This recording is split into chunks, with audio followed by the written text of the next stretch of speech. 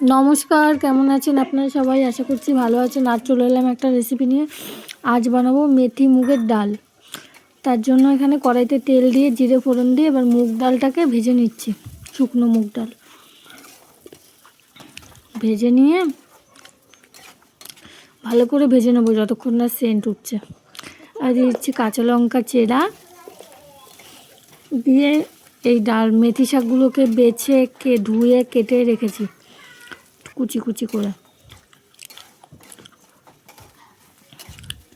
আর মেথি শাকটাকে দেব। তার আগে দিচ্ছি পরিমাণ মতো জল, দিয়ে ডালটাকে সেদ্ধ করে নেব।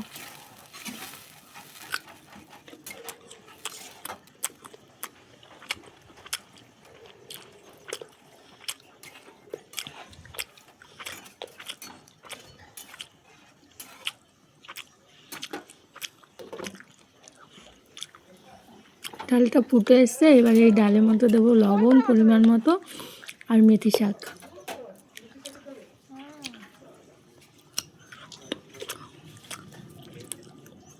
দিয়ে এটা পাতুরি টাইপের হবে।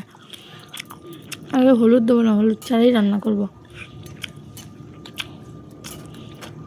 সবুজ আর ঘিয়ে ঘিয়ে কালারের ডাল, ভালোই লাগবে দেখতে।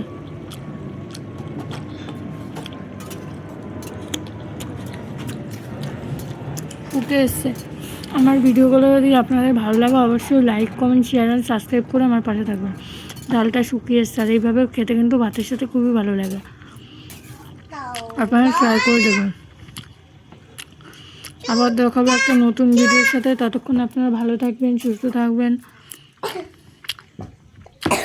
উপর থেকে দিচ্ছি একটু চিনি, দিয়ে যাবে একটু আর একটু শুকিয়ে নামিয়ে নেবো।